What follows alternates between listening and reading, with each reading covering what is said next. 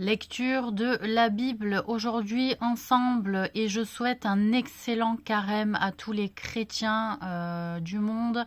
Et voilà, moi je suis en période de Ramadan, je suis donc musulmane et je commente des passages de la Bible puisqu'il nous est ordonné en tant que dans les 6 piliers de la foi de l'islam de connaître, de reconnaître l'Ancien Testament, la Torah, et de reconnaître l'Évangile, le Nouveau Testament. Donc il est toujours bien de s'enrichir par leur lecture et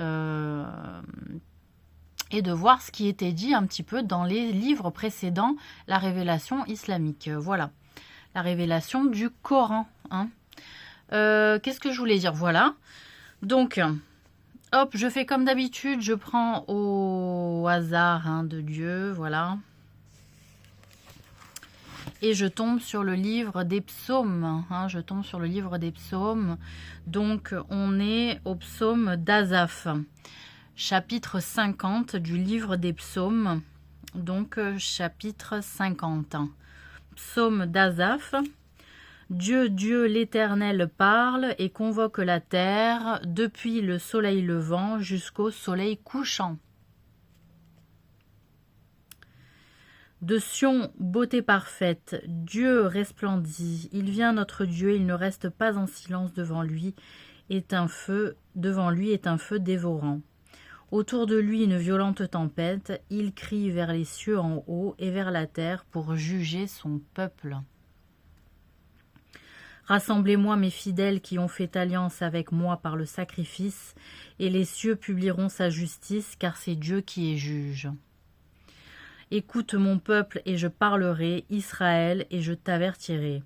Je suis Dieu, ton Dieu. Ce n'est pas pour les sacrifices que je te fais des reproches, tes holocaustes sont constamment devant moi.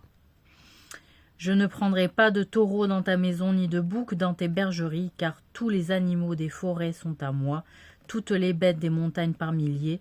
Je connais tous les oiseaux des montagnes et tout ce qui se meut dans les champs m'appartient. Parole de Dieu. Si j'avais faim, je ne te le dirais pas, car le monde est à moi et tout ce qu'il renferme. Est-ce que je mange la chair des taureaux? Est-ce que je bois le sang des boucs? Offre pour sacrifice à Dieu des actions de grâce et accomplis tes vœux envers le Très-Haut.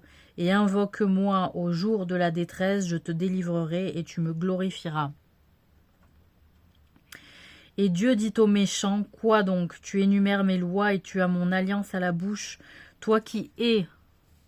Donc là, on constate que le méchant considéré méchant par Dieu est un croyant qui l'interpelle et qui fait appel au nom de Dieu régulièrement, d'accord?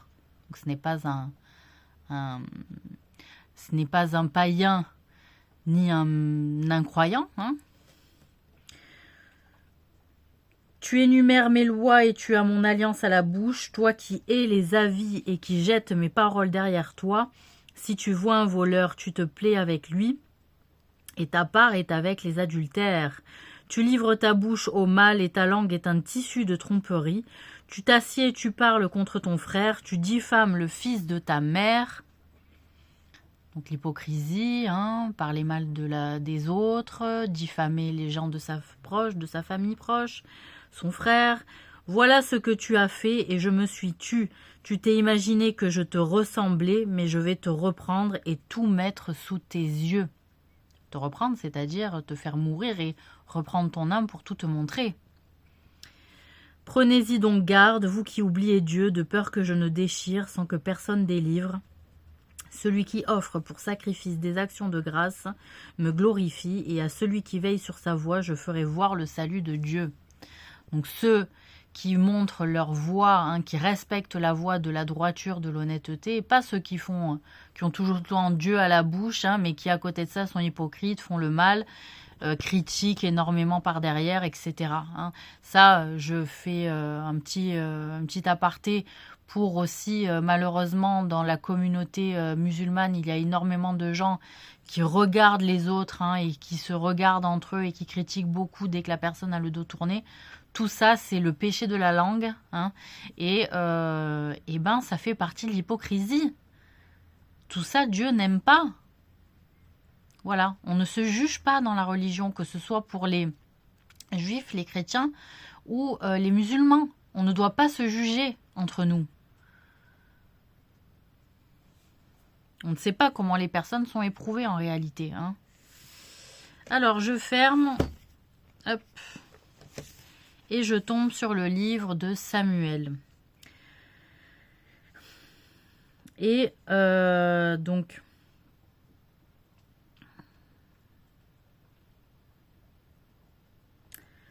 Là, on a David, le chapitre 26. Hein, je tombe sur le chapitre 26. David dans le camp de Saul. Hein. David dans le camp de Saul. Donc, on y va. Les Ziphiens allèrent auprès de Saul à Gibéa et dirent « David n'est-il pas caché sur la colline de Hakila, en face du désert ?» Saul se leva et descendit au désert de Ziph, avec 3000 hommes de l'élite d'Israël pour chercher David dans le désert de Ziph. Il campa sur la colline de Hakila en face du désert près du chemin. David était dans le désert et s'étant aperçu que Saul marchait à sa poursuite au désert, il envoya des espions et apprit avec certitude que Saul était arrivé. Alors David se leva et vint au lieu où Saul était campé et il vit la place où couchait Saul avec Abner, fils de Ner, chef de son armée. Saul couchait au milieu du camp et le peuple campait autour de lui. David prit la parole et s'adressant à Achimélec, Essien et à Abishai, fils de Tserouja et frère de Joab, il dit « Qui veut descendre avec moi dans le camp vers Saul ?» Et Abishai répondit « Moi, je descendrai avec toi. » David et Abishai allèrent de nuit vers le peuple, et voici Saul était couché et dormait au milieu du camp, et sa lance était fixée en terre à son chevet. Abner et le peuple étaient couchés autour de lui. Abishai dit à David, « Dieu livre aujourd'hui ton ennemi entre tes mains. Laisse-moi, je te prie, le frapper de ma lance et le clouer en terre d'un seul coup, pour que je n'aie pas à y revenir. » Mais David dit à Abishai, « Ne le détruis pas, car qui pourrait impunément porter la main sur loin de l'Éternel ?» Et David dit, « L'Éternel est vivant, c'est à l'Éternel seul à le frapper, soit que son jour revienne et qu'il meure, soit qu'il descende sur un champ de bataille et qu'il y périsse.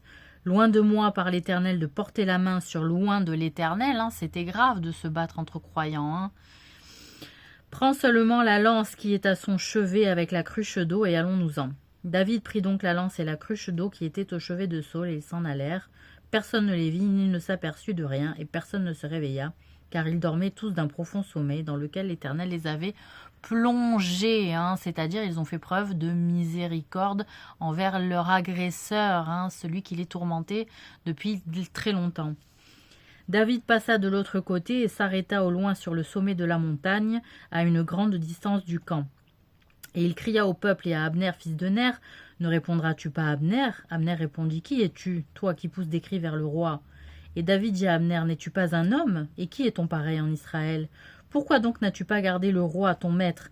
Car quelqu'un du peuple est venu pour tuer le roi, ton maître. Ce que tu as fait là n'est pas bien. L'Éternel est vivant, vous méritez la mort pour n'avoir pas veillé sur votre maître, sur loin de l'Éternel. Regarde maintenant où sont la lance du roi et la cruche d'eau qui était à son chevet. » Saul reconnut la voix de David et dit, « Est-ce bien ta voix, mon fils David ?» Et David répondit, « C'est ma voix, ô roi, mon seigneur. » Et il dit, « Pourquoi mon seigneur poursuit-il son serviteur? Qu'ai-je fait? De quoi suis-je coupable? Que le roi, mon seigneur, daigne maintenant écouter les paroles de son serviteur. Si c'est l'Éternel qui t'excite contre moi, qu'il agrée le parfum d'une offrande. » Hein? Mais si ce sont des hommes, qu'ils soient maudits devant l'Éternel, puisqu'ils me chassent aujourd'hui pour me détacher de l'héritage de l'Éternel et qu'ils me disent « Va servir des dieux étrangers. » Oh, que mon sang ne tombe pas en terre loin de la face de l'Éternel, car le roi d'Israël s'est mis en marche pour chercher une puce comme on chasserait une perdrix dans les montagnes. Saul dit « J'ai péché. » Parce qu'en réalité, David le confronte. Il dit « Tu te dis croyant, tu es roi, c'est Dieu qui t'a fait roi. Qu'est-ce qu'il fait qu'aujourd'hui tu me pourchasses si c'est par la parole des hommes plutôt que par celle de Dieu? Donc si c'est par Dieu, je m'offre en offrande à toi en sacrifice. Mais si cela ne vient pas de Dieu, alors pourquoi tu écoutes des hommes pour me faire du mal? J'ai péché, reviens-moi mon fils David, reviens mon fils David, car je ne te ferai plus de mal, puisqu'en ce jour ma vie a été précieuse à tes yeux. Il a épargné, hein, il a épargné. J'ai agi comme un insensé et j'ai fait une grande faute. David répondit, voici la lance du roi, que l'un de tes gens vienne la prendre. L'Éternel rendra à chacun selon sa justice et sa fidélité. Car l'Éternel t'a livré aujourd'hui entre mes mains, et je n'ai pas voulu porter la main sur loin de l'Éternel. Et comme aujourd'hui ta vie a été d'un grand prix à mes yeux, ainsi ma vie sera d'un grand prix aux yeux de l'Éternel, et il me délivrera de toute angoisse. Saul dit à David, sois béni mon fils, David, tu réussiras dans tes entreprises. David continua son chemin, et Saul retourna chez lui. Donc la vérité a triomphé sur une injustice de harcèlement, pour empêcher de vivre un serviteur de Dieu. Alors,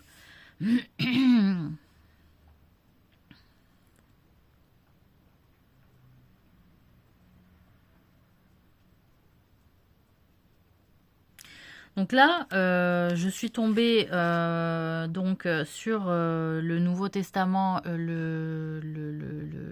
l'évangile de Luc. Et donc, je suis tombée sur le chapitre 22 au verset 24. Chapitre 22, verset 24. Donc, qui est le plus grand? Gethsémane, pardon. Qui est le plus grand? Gethsémane. Il s'éleva aussi parmi les apôtres une contestation. Lequel d'entre eux devait être estimé le plus grand? Jésus leur dit, les rois des nations les maîtrisent et ceux qui les dominent sont appelés bienfaiteurs. Qu'il n'en soit pas de même pour vous, mais que le plus grand parmi vous soit comme le plus petit. Comme le plus grand parmi vous soit comme le plus petit, et celui qui gouverne comme celui qui sert. Car quel est le plus grand, celui qui est à table ou celui qui sert? N'est-ce pas celui qui est à table? Et moi cependant je suis au milieu de vous comme celui qui sert. Vous êtes ceux qui avez persévéré avec moi dans mes épreuves. C'est pourquoi je dispose du royaume en votre faveur, comme mon Père en a disposé en ma faveur, afin que vous mangiez et buviez à ma table dans mon royaume, et que vous soyez assis sur des trônes pour juger les 12 tribus d'Israël. Voilà, donc on voit que les apôtres de Jésus vont participer à juger les tribus d'Israël, puisqu'il s'est posé en juge envers les Juifs, Jésus, pour renouveler l'alliance avec Dieu, mais en même temps en apportant quelques menus changements auxquels il fallait, où les Juifs étaient invités à s'adapter. Le Seigneur dit Simon, Simon, Satan vous a réclamé pour vous cribler comme le froment. Mais j'ai prié pour toi, afin que ta foi ne défaille point, et quand tu seras converti, affermis tes frères. Seigneur, lui dit Pierre, je suis prêt à aller avec toi, et en prison, et à la mort. Et Jésus dit, Pierre, je te le dis, le coq ne chantera pas aujourd'hui que tu n'aies nié 3 fois de me connaître. Il leur dit encore, quand je vous ai dit d'envoyer 100 bourses, sans bourse, sans sac et sans souliers, avez-vous manqué de quelque chose? Ils y répondirent de rien. Et il leur dit maintenant au contraire que celui qui a une bourse la prenne et que celui qui a un sac le prenne également, que celui qui n'a point d'épée vende son vêtement et achète une épée. Donc, obligation de veiller à son alimentation. Obligation de devoir se charger de prendre des affaires, de s'occuper de son matériel. Et le droit de se défendre pour les chrétiens en prenant une épée. Et achète une épée, car je vous le dis, il faut que cette parole qui est écrite s'accomplisse en moi. Il a été mis au nombre des malfaiteurs. Et ce qui me concerne est sur le point d'arriver. Ils dirent, Seigneur, voici 2 épées. Et il leur dit, cela suffit. Après être sorti, il alla selon sa coutume à la montagne des Oliviers. Ses disciples le suivirent. Lorsqu'il fut arrivé dans ce lieu, il leur dit, priez, afin que vous ne tombiez en tentation. Puis il s'éloigna d'eux à la distance d'environ 1 jet de pierre, et s'étant mis à genoux, il pria, disant, Père, si tu voulais éloigner de moi cette coupe, toutefois que ma volonté ne se fasse pas, mais la tienne. Alors un ange lui apparut du ciel pour le fortifier, c'est-à-dire il fait bien passer la volonté de Dieu avant la sienne. Étant en agonie, il priait plus instamment et sa sueur devint comme des grumeaux de sang qui tombaient à terre. Après avoir prié, il se leva et vint vers les disciples qu'il trouva endormis de tristesse, et il leur dit: Pourquoi dormez-vous? Levez-vous et priez, afin que vous ne tombiez pas en tentation. Alors on peut se demander que ces disciples qui ont prié, en réalité, leur message de disciples fait par la suite et leurs décisions, est-ce que les décisions prises n'ont pas été influencées par le fait qu'ils n'ont pas tenu et ne se sont endormis et sont tombés quelque part en tentation? Allez, un dernier passage. Je suis allée un peu vite, j'irai un peu plus lentement dans la lecture là pour celui-là. Donc, je tombe sur l'évangile de Matthieu, censure des scribes et des pharisiens. Donc, on est au chapitre 23. Alors Jésus, parlant à la foule et à ses disciples, dit: Les scribes et les pharisiens sont assis dans la chaire de Moïse. Faites donc et observez tout ce qu'ils vous disent, mais n'agissez pas selon leurs œuvres. Car ils disent et ne font pas. Ils lient des fardeaux pesants et ils mettent sur les épaules des hommes, mais ils ne veulent pas les remuer du doigt. Ils font toujours leurs actions pour être vus des hommes. Ainsi ils portent de larges phylactères et ils ont de longues franges à leurs vêtements. Ils aiment la première place dans les festins et les premiers sièges dans les synagogues. Ils aiment à être salués dans les places publiques et à être appelés par les hommes rabbi, rabbi. Mais vous ne vous faites pas appeler rabbi, car un seul est votre maître et vous êtes tous frères. Et n'appelez personne sur la terre votre père, car un seul est votre Père, celui qui est dans les cieux. Ne vous faites pas appeler directeur, car un seul est votre directeur, le Christ. Le plus grand parmi vous sera votre serviteur, quiconque s'élèvera sera abaissé, et quiconque s'abaissera sera élevé. Malheur à vous, scribes et pharisiens, hypocrites, parce que vous fermez aux hommes le royaume des cieux, vous n'y entrez pas vous-même, et vous n'y laissez pas entrer ceux qui veulent entrer. Malheur à vous, scribes et pharisiens hypocrites, parce que vous dévorez les maisons des veuves et que vous faites pour l'apparence de longues prières. À cause de cela, vous serez jugés plus sévèrement. Malheur à vous, scribes et pharisiens hypocrites, parce que vous courez la mer et la terre pour faire un prosélyte, et quand il est devenu, vous en faites un fils, et de la géhenne 2 fois plus que vous. Malheur à vous, conducteurs aveugles, qui dites: si quelqu'un jure par le temple, ce n'est rien, mais si quelqu'un jure par l'or du temple, il est engagé. L'amour de l'or. Insensé est aveugle, lequel est le plus grand, l'or ou le temple qui sanctifie l'or? Si quelqu'un dit de vous encore: jurez par l'autel, ce n'est rien, mais si quelqu'un jure par l'offrande qui est sur l'autel, il est engagé. C'est comme du paganisme. Aveugle, lequel est le plus grand, l'offrande ou l'autel qui sanctifie l'offrande? Celui qui jure par l'autel et par tout ce qui est au-dessus. Celui qui jure par le temple et par celui qui l'habite. Et celui qui jure par le ciel jure par le trône de Dieu et par celui qui est assis. Malheur à vous, scribes et pharisiens hypocrites, parce que vous payez la dîme de la menthe, de l'âneth et du cumin, et que vous laissez ce qui est plus important dans la loi, la justice, la miséricorde et la fidélité. C'est là ce qu'il fallait pratiquer sans négliger les autres choses. Conducteur aveugle, qui coulait le moucheron et qui avalait le chameau. Malheur à vous, scribes et pharisiens hypocrites, parce que vous nettoyez le dehors de la coupe et du plat, et qu'au-dedans ils sont pleins de rapines et d'intempérance. Pharisiens aveugles, nettoient premièrement l'intérieur de la coupe et du plat, afin que l'extérieur aussi devienne net.